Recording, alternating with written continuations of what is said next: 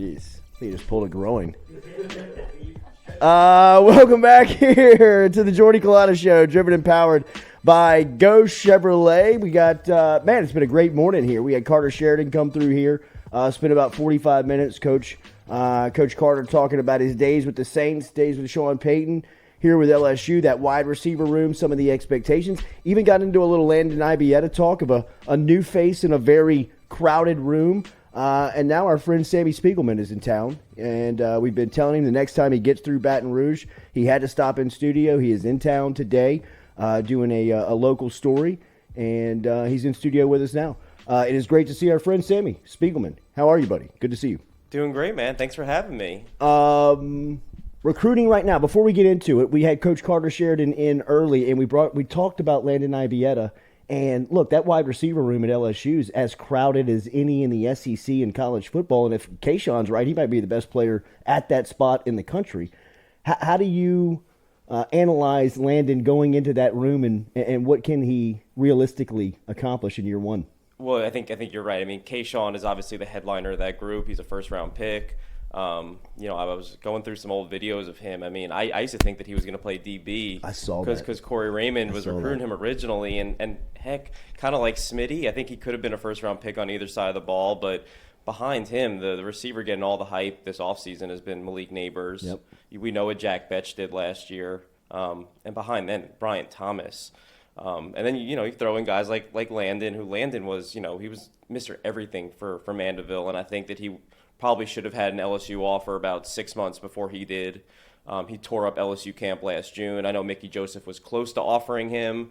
The way that the state was so loaded at the top with Chaz Preston and Aaron Anderson and Kendrick Law, they kind of had their hands tied with, what to do within the state, because, we can't offer someone in state unless you're ready to take their commitment. But Landon earned that offer last summer.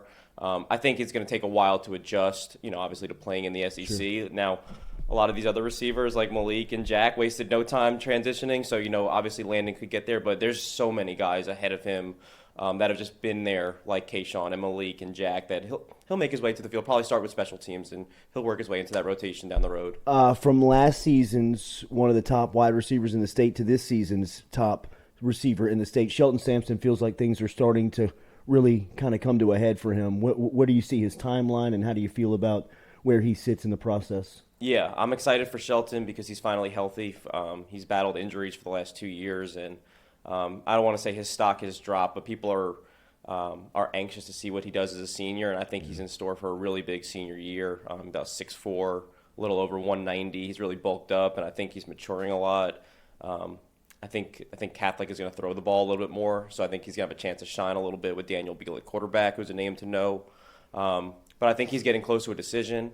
I reported yesterday that there's some optimism. He's at LSU this weekend, maybe just to stay high, stop by. He is set to go to College Station, which is expected to be his last visit. After that, they'll come home, kind of gather their thoughts. They're going to choose between LSU, FSU, Alabama, and A&M. I think FSU might be LSU's biggest threat at this point. We'll see what A&M does over this weekend. Gabe Fertitta's done a tremendous job, huh? Gabe Fertitta, Mike Norvell, and David Johnson, Alex Atkins, who's now their offensive coordinator. It's a really close group, and the biggest thing with Shelton is, he's an introverted personality. He reminds me so much of Little Sting. And the way that the FSU has gone about recruiting him, kind of the quiet confidence, it's gone a long way. And I think that this weekend will determine a lot with A&M, and they got a lot of familiar faces on that staff. But I still think that, LSU has a good amount of confidence, and they're hopeful that he stops by at some point. David Johnson was Tyrann Mathieu' head coach at St. Aug, and is now the wide receivers coach at Florida State, who's doing a really good job of making an imprint wherever he is, of coming back to Louisiana and making it tough on anybody that's going up against him in recruiting. Jayden Asbury is another local that feels like he's starting to kind of figure out the process. Where is he at? And I know that he had a very eventful summer. He had a very well-traveled summer. Yeah, way more eventful than I think we would have anticipated. He got 4 of his OVs done. He was saving his 5th for the season, which he still might take. But I think that he's moving toward making a decision on August 4th. Notre Dame has kind of surfaced as the favorite for Jayden is so tight-lipped about this stuff. Yeah. But in talking to people close to him, the relationships and the longevity that they've been recruiting him. Al Washington recruited him at Ohio State, then he joined Marcus Freeman's staff. Freeman was recruiting him for Notre Dame as a defensive coordinator, now as the head coach at Notre Dame, and he's been recruiting at probably one of the highest levels of any head coach in the country right now. We used to talk about Lincoln Riley and Coach O that way, but now I think Marcus Freeman has kind of taken over in that respect, and I think he's doing a good job with Jayden. That's not to say that his recruitment will be completely over with after August 4th, but I think he's moving toward that decision. I think Notre Dame has built a strong foundation, but I think that LSU and I think Alabama will still recruit him a little bit. Big offensive lineman out of Edna Carr. Is it Tyrese Jones? Out of New Orleans, that's coming. Tyree Adams, that's coming in this weekend. Mm-hmm. He and Herdt, obviously the two top offensive linemen in the state. Before we get to Herdt, who feels like he's starting to figure it out. Where are they on Jones? It feels like they really are, or excuse me, Adams, it feels like they're really liking him. Yeah, all signs point to LSU being kind of a clear front runner here, but the SEC has not given up on him. At different points, Alabama has been pushing for him. Georgia has been pushing for him. Texas A&M has been pushing for him, and Ole Miss is trying to get him on campus this weekend. He might stop at Ole Miss on Saturday potentially, but he is set to return to Baton Rouge, and that Frank Wilson is turning up the heat on him. Brad Davis is turning up the heat on him. We all know about Lance Herdt, and he might be close to popping as well. But LSU is really hopeful to have Adams in the bag. But by the time his senior season starts, let him focus on that. He already has his Alabama OV scheduled for October. So they're hopeful to kind of get rid of some of that aspect of his recruitment, have him shut it down. I think he's closer than people realize, and I think LSU should have some confidence. What is this time like in recruiting? Is it kind of a mad dash to get it done before camp, or what? It's a little bit of everything because if you're depending on the who you are, you might be sick of recruiting at this point. Yeah. A lot of the high profile kids are either about to announce right now before their senior season. You saw 5-star Caleb Downs do it. You think about 5-star Shelton Sampson thinking about doing it. Jayden Asbury, a top 100 kid, just sick of recruiting at this point. And kids that are really serious, I think, want to focus on not only their senior seasons but winning a state championship because that's the best way to end it. Some kids just aren't ready. We saw how Jacoby Matthews was. He just wasn't ready to make that commitment at that stage. Schools get in the if you miss on one target, another school might pick up the heat, and then that school might be Alabama, it might be A&M, it might be LSU. You never know how these things go with recruiting. So I think that a lot of kids are still hopeful and catch a good game this year. They'll go to LSU, Alabama, go to Alabama, Texas A&M, get a feel for the environment, then maybe have a decision toward the end of their senior year. But I think that it's just becoming a rarity. I think that's 15% of the kids at this point, the 4 and 5 stars. You are as accessible in this game as we have in this area. You are on the ground at these 7-on-7s and camps and meeting these people all over the country. Last week at SEC Media Days, one of the numbers that jumped out to me in recruiting was that Kirby Smart in Georgia took 0 transfers out of the portal this year, which to me told me that he looked in his locker room and said, we're better than everybody. We don't need anybody. What has he done since landing in Athens to kind of is he mirroring what he saw in Tuscaloosa, and how dominant are they right now in recruiting? Well, just to use a local example, what we've seen through the transfer portal with LSU kind of rebuilding their secondary, that was out of need. They needed reinforcements in the back end of their defense. You saw that when Lincoln Riley got to USC, he took a ton of his Oklahoma players at skill position players, receivers, DBs, linemen. They brought him all, obviously his quarterback. Georgia's been recruiting, if not the number 1 class in the country, the number 2 or 3 since Kirby's gotten there. They are competing for recruiting national championships every single year, which was why it's been a long-running joke in the recruiting side of things that they sign the number 1 class and then they never do anything on the field. They get to the SEC championship game or the playoff, and that's it. The first time they did it, they threw a parade. Yeah. With Matthew Stafford and AJ Green. There you go. Yeah. In August. You're right. It never added up, right, to recruit at that high of a level and not see it translate. So for it to finally translate, you're seeing they have the depth. I mean, you talk about what they just lost in the draft. You're talking about multiple guys in the first round from that front 7 alone, and they have more in the cupboard.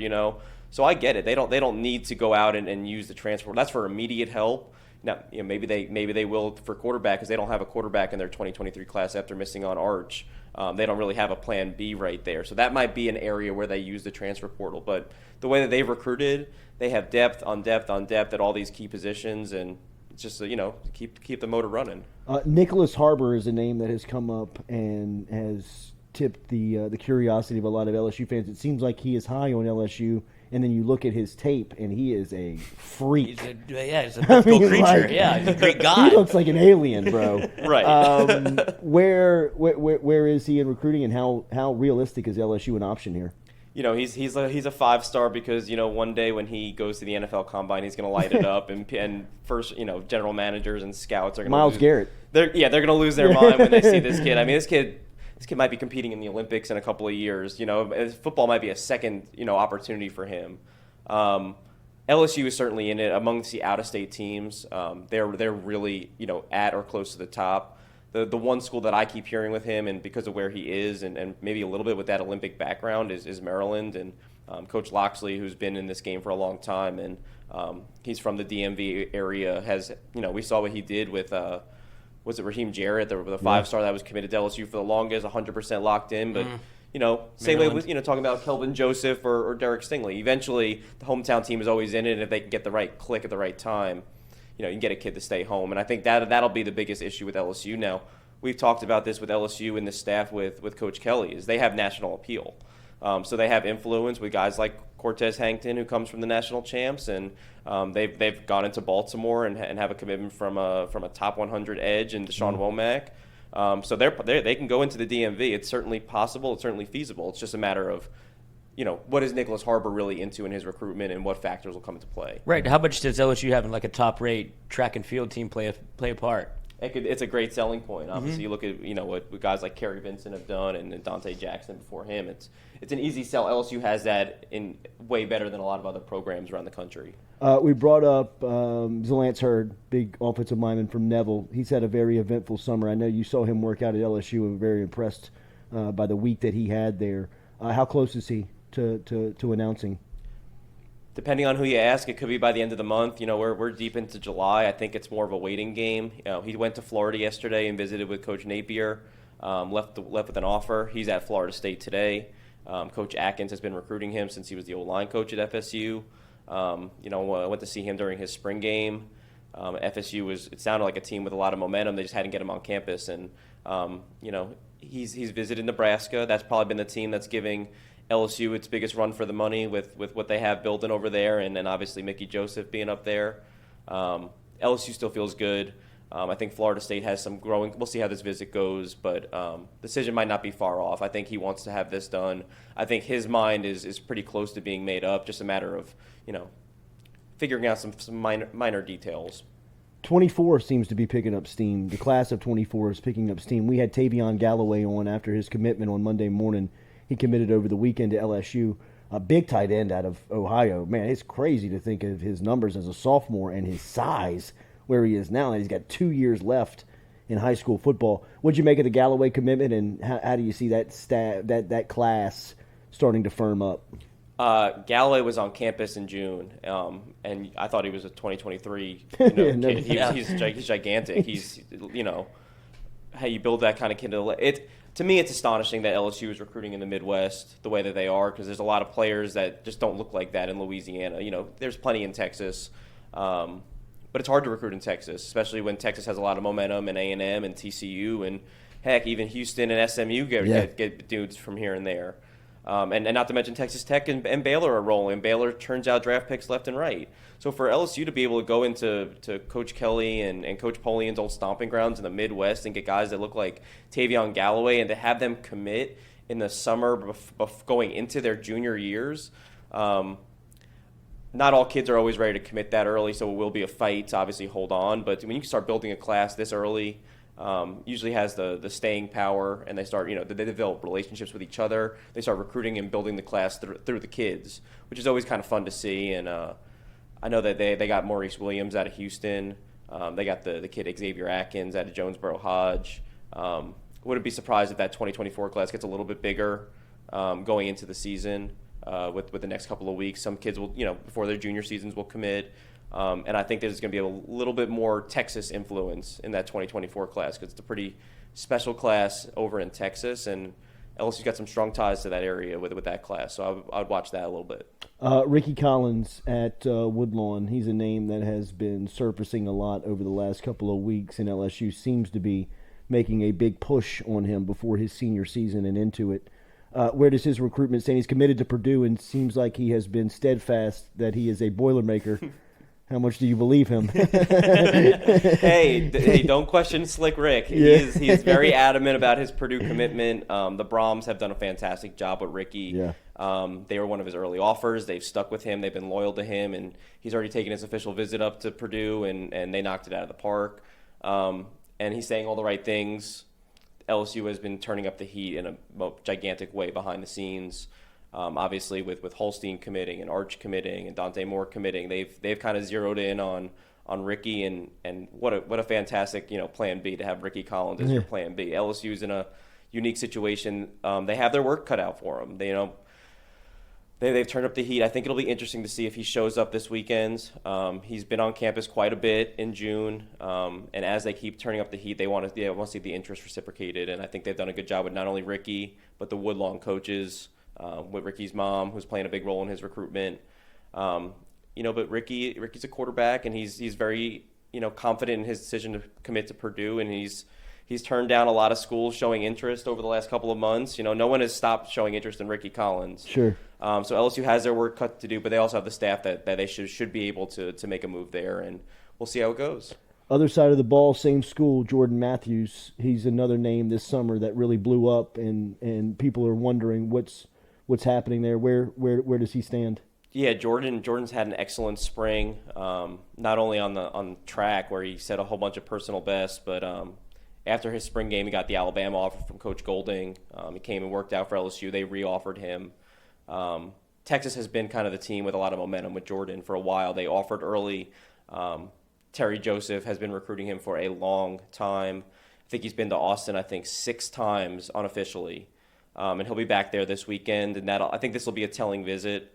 Now, Texas has had a ton of recruiting momentum since Arch, and we talk about the depth of elite prospects in the state of Texas, and they're starting to fill up. I think they have 20 out of 25 guys already verbally committed to Texas at this point. Wow. And that includes in the secondary. They just got Malik Muhammad, who's the number 2 cornerback on 3. They're still heavily in it with Jordan. They really like this kid, Javian Toviano. It's another kid that LSU really likes. And there's a chance that both are on campus this weekend. I think Jordan would like to have a decision sooner rather than later, and I think they've been moving toward that, with Alabama being probably the biggest hesitation, with Pete Golding turning up the heat. LSU is in it. They just have their work cut out for him. They've kind of fallen behind the 8 ball a little bit. They have to gain ground. The longer it goes, the better it works for LSU. But Texas is hoping to have him committed, ideally, if not before his senior season, but probably by his OV when Alabama rolls into town. Wow. When you look at LSU's quarterback situation presently, how do you judge that competition going into camp? That's a really good looking quarterback room. And I think Joe Sloan, Coach Denbrock are 2 happy guys to inherit that room. I've been a huge fan of Garrett Nussmeier his entire prep career. He worked out for LSU as an underclassman, and he blew me away. And I went to go see him a couple of times at Marcus Flower Mound, and I think he's obviously we know who his dad is. Daddy. It shows with how smart he is. His football knowledge is through the roof, and not only the things like arm strength, but anticipation of throws, be able to make these off-schedule throws. He played against, I want to say, in a district game, he has no offensive linemen that are going to college, and he's running around for his life. And I'm like, man, you look like Brett Favre out there. And he's like, well, I have no time in the pocket. He's buying 5 and 6 seconds to launch it to J. Mike Sertovan, who's now a receiver at Cal. Those are the best 2 players on the team. His football brain, his knowledge is through the roof. Then you throw in a guy like Walker Howard, who has been a prodigy, obviously since he's been at STM. What he did last year coming off the injury, the 17 touchdowns, 2 picks in 4 games, like it's unheard of. And he wasn't 100%. He's wired very differently, Walker. I'll tell you that from getting to know him. I have a lot of confidence in that room. Obviously, Miles Brennan is there. Jayden Daniels is there as well. I'm not as Miles I've known forever, but those 2 young quarterbacks have a ton of not only talent, but football knowledge and football drive, which I think you can't instill in a quarterback. It's just not in everyone. When you cover recruiting you see kids that are really into it and kids who aren't into it, and those dudes live and breathe football, and that's with Joe Sloan and Denbrock there. The sky's the limit for them. Last week we were at SEC Media Days and we ran into Napier, and he's over in Florida. He had to pen a letter to the fans about recruiting, kind of to calm everybody down. As we said, you're as connected in this world nationally that we have, or at least regionally that we have in this area. What is the buzz on him in that field? I like to joke with all the local TV people around here, because every year in June and July they go, hey, what are you doing? It's only 2 times a year where they ask me to ever come on TV. It's for signing day and in the middle of the summer. And is something going wrong with recruiting? It's the summertime. Sometimes a team will have 10 commits by May, and sometimes they'll have 2. And a lot of times it's these big schools like Alabama and LSU and Florida. Florida is turning up the heat, and they just got a commitment from Trayon Webb, who was a national guy. They're in it heavily with Cormani McLean, who's a 5-star plus cornerback from Lakeland, Florida. They have some momentum with a kid from Tampa who's committed to Ohio State. Napier, maybe he didn't get his feet under him as quickly as he might have liked, but he's got a huge new staff. They're getting their feet wet. Mario Cristobal hits the ground running with recruiting. Napier's more calculated. And we saw what he did at Louisiana. I mean, obviously, talk about LSU being the blue chip school in the state, but what he did at UL, getting the guys that he did from some of the best players from some of the high schools in the state, that's why they won. He recruited very well, and he saw things that most coaches at UL would not have recruited in the past. So give him some time. I think he'll be fine. Yeah. Speaks, it's great to see you, man. Absolutely. Thanks for having me. Thank you for coming through. Sam Spiegelman, he is over at On3. You can follow him on Twitter at Sam Spiegs. The best, man. They have a great team over there at On3. Sammy is boots on the ground, covering it from a national standpoint, a regional standpoint, has great relationships with the players and all of the prospects. Make sure and follow him on Twitter at Sam Spiegs for the latest over at On3 and in recruiting. We'll be back with more of the Jordy Culotta Show. That conversation brought to you by GoFlow, GEAUX Flow, IV.com. Get in touch with our friends over at GoFlow. If you mention the Jordy Culotta Show, you save 15% on your initial visit over there at GoFlow. Remember, that is Baton Rouge's premier vitamin infusion hydration company over at GoFlow, GEAUX Flow, IV.com. They take walk-ups. They recommend you make an appointment. The easiest way to do that is by going online to GoFlow at GEAUX Flow, IV.com. Tell them you heard it here. Save yourself 15%. We'll be back with more of the Jordy Culotta Show, driven and powered by Go Chevrolet.